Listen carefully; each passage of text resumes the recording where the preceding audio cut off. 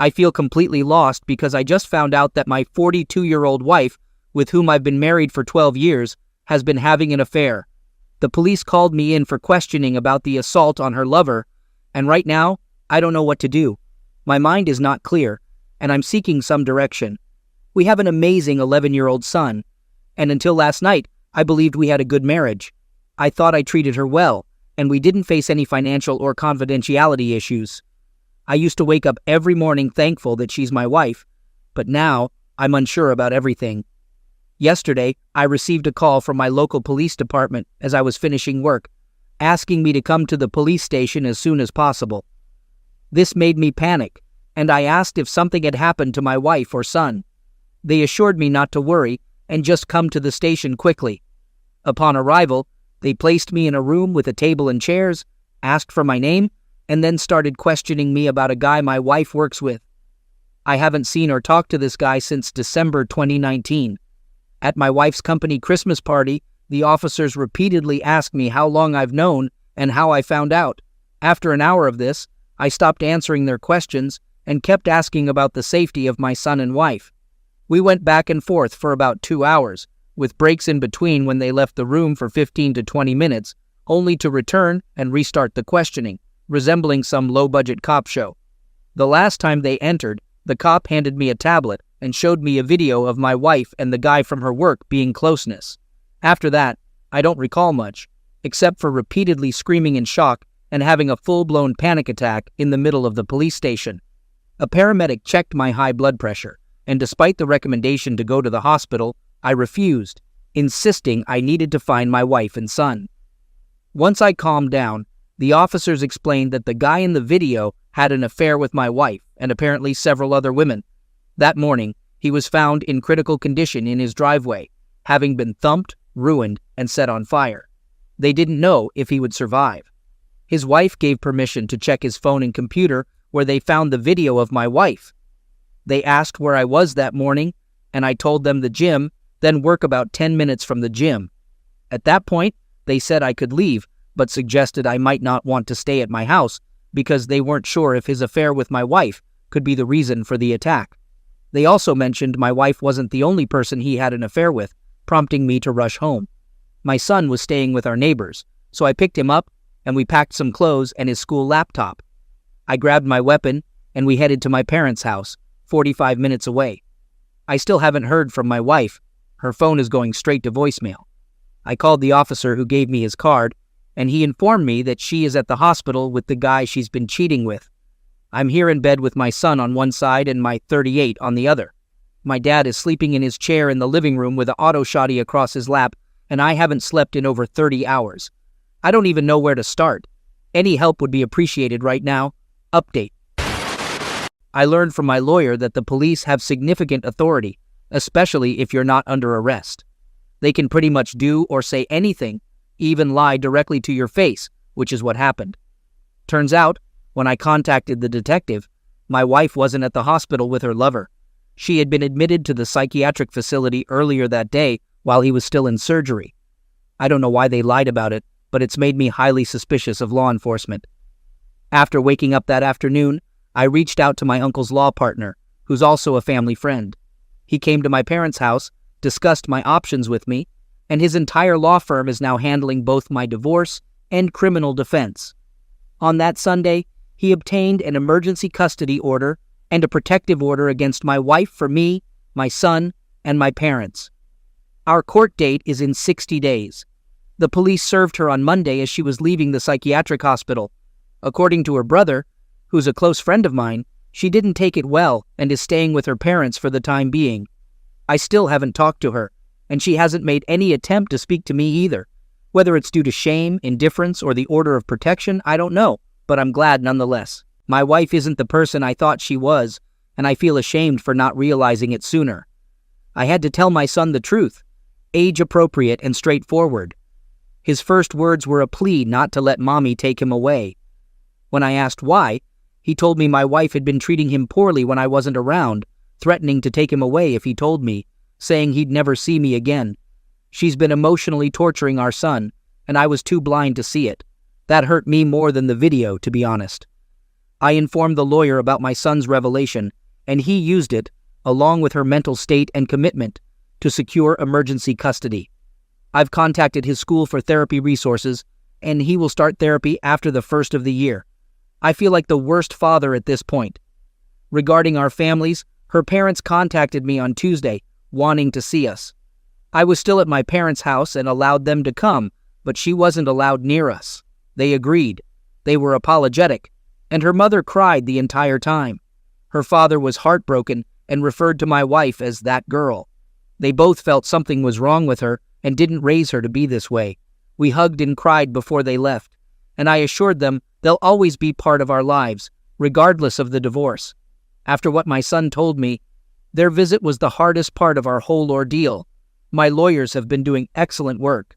They found out that the man my wife was sleeping with has a lengthy criminal record. One lawyer told me that when they printed out the guy's arrest record, the printer ran for 5 minutes straight. From what they learned, he's currently on parole for medication offenses and has had gang affiliations in the past. He's still alive but in critical condition and may not make it. The firm has an investigator who contacted the co-worker who drove my wife to the hospital. The co-worker revealed that my wife's affair was an open secret around the office. My lawyers think that's how the police figured out who I and my wife were. In the video, there are several photos from last year's Christmas party at her work, and my wife and I are in several of them. That's where I am currently in this whole situation. I'm just numb, still lost, and heartbroken. How long does the numbness last? And is there any way to get past this emotional lethargy faster? I mean, really numb, like a dream. Everything I've just said has felt like it's happening to someone else, no doubt. Update. I apologize for the long message, but I needed to express my feelings this week. First, my son is improving significantly. He began therapy in early January, and the change is already noticeable. I asked if it was okay to talk to his therapist, and he agreed. So, I've had a few discussions with her. The therapist mentioned that my soon-to-be ex verbally and emotionally mistreated our son when they were alone. He couldn't make noise or bother her, and she'd leave him alone for long periods, even overnight when I was away. She threatened him not to speak up, saying he'd be taken away and never see me again. The therapist noted that this has left him feeling powerless and dependent at a critical stage in his development, when he should be feeling empowered and self-reliant. To address this, I bought him his own phone and helped him memorize family members' numbers and relevant addresses. I've been teaching him situational awareness, paying attention to street names, and reading addresses and buildings. We've also role-played how to ask for help and explain to strangers when he feels unsafe. Despite it being a short time, I can see that it's really boosting his confidence. Any suggestions on how to continue building his self-reliance would be appreciated.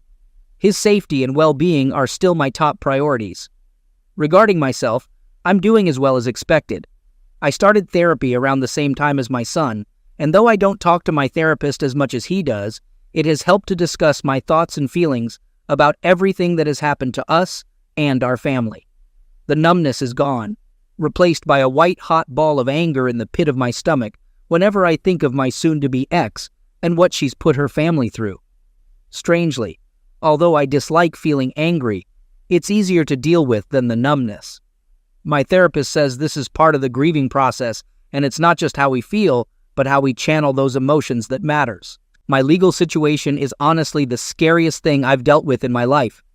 I was granted temporary full custody and child support, which I didn't want, but my lawyer insisted we ask for it, along with a continuation of the order of protection for myself and my son.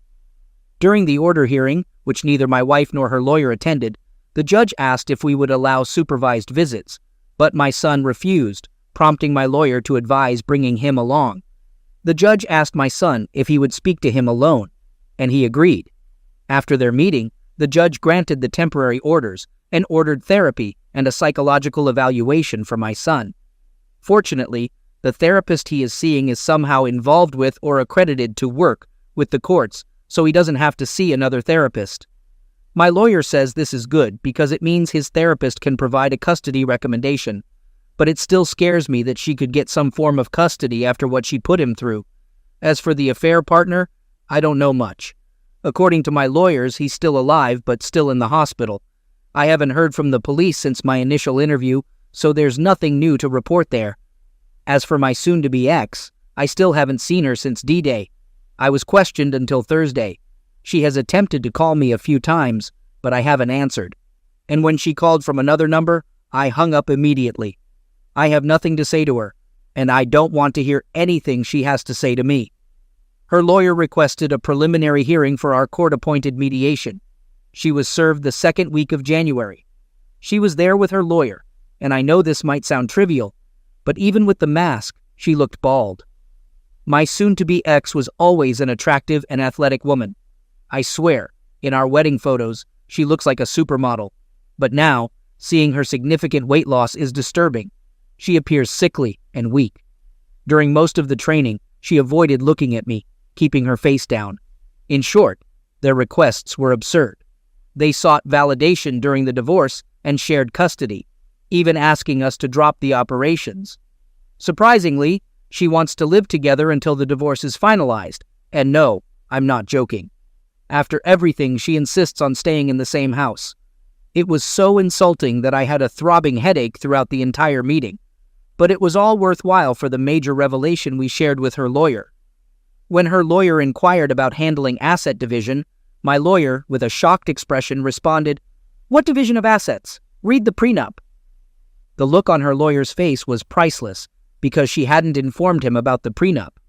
My late uncle, who founded the law firm I use, crafted the prenup and even hired a lawyer for her before our marriage. According to my lawyer, it's exceptionally well structured as we never mixed finances. The house we live in was a gift from my uncle, with all utilities and insurance in my name. Vehicles are registered in the owner's name only, and we never signed for each other's debts.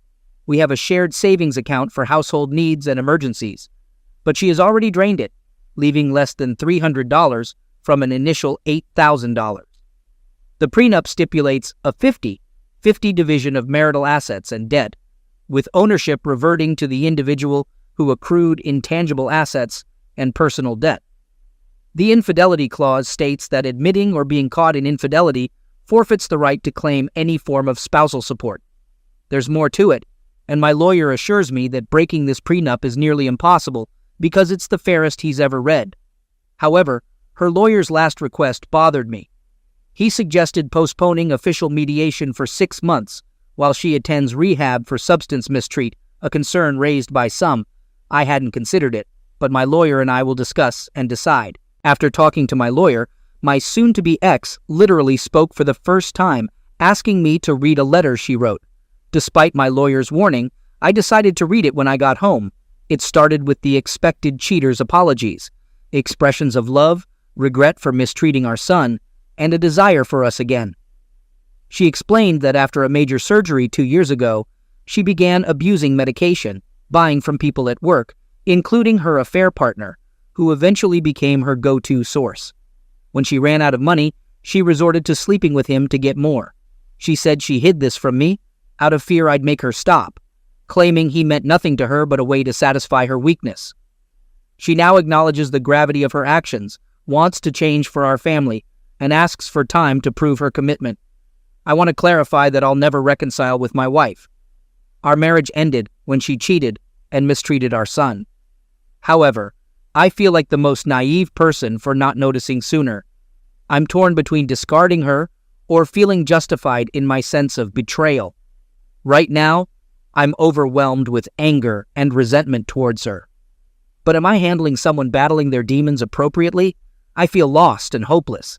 Any advice would be greatly appreciated.